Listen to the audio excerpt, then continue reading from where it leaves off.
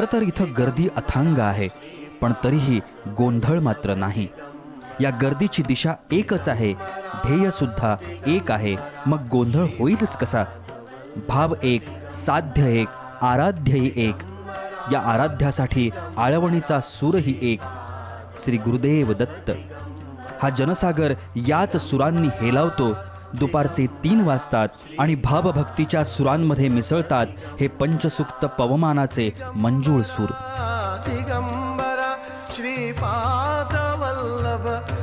श्री गुरुराया प्रगट व्हा, मीपणाची ओझी वाहणाऱ्या मानवी आयुष्याच्या मर्यादा जेव्हा स्पष्ट होतात, तेव्हा त्या मर्यादेपलीकडचा विकास साधण्यासाठी श्री गुरूंचेच पाय धरावे लागतात.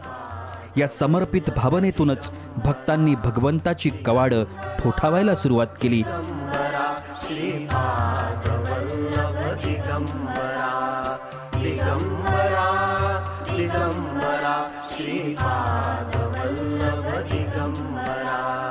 दिगंबरा दिगंबरा दिगंबरा श्रीपाद वल्लभ दिगंबरा दिगंबरा दिगंबरा श्रीपाद वल्लभ दिगंबरा दिगंबरा दिगंबरा श्रीपाद वल्लभ दिगंबरा दिगंबरा दिगंबरा श्रीपाद वल्लभ दिगंबरा.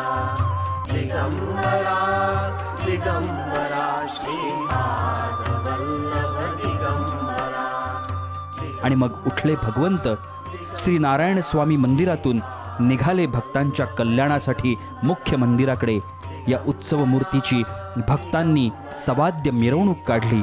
आनंदाची उर्मी अशीच मनामनातून पाझरत राहिली. दिगंबरा श्रीपाद वल्लभ दिगंबरा.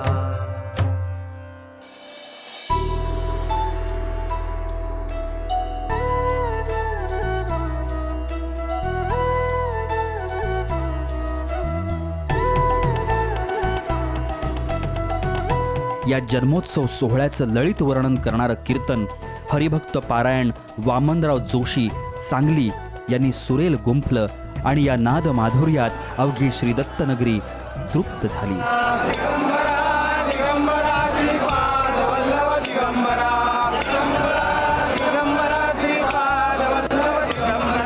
आतुरल्या घटिकेनं सूचना दिली. सायंकाळचे 5 वाजले. सजवलेला चांदीचा पाळणा मुख्य मंदिरात आणला गेला. समारंभपूर्वक श्रींची उत्सवमूर्ती ही मंडपात आलीच आहे. सजवलेल्या पाळण्यात आता श्री गुरुरूपी श्रीफळ ठेवलं जातं. युगायुगांनी ज्या क्षणाची आतुरतेनं वाट पाहिली तोच हा क्षण. श्री गुरूंचा जन्म झाला. ब्रह्मा विष्णू महेश रूपी त्रिगुणांचं तेज या पृथ्वी तलावर फाकलं. हा सोहळा पाहणारे कोट्यावधी जीव धन्य झाले. प्रत्येकाच्या चेहऱ्यावर समाधानाचा एकच भाव. श्री गुरूंचा जन्म झाला, आता आम्हाला कसली भीती. संसाराचं जोखड नव्या उमेदीनं खांद्यावर घेण्यासाठी भक्त तृप्त मनाने आता सज्ज झाले.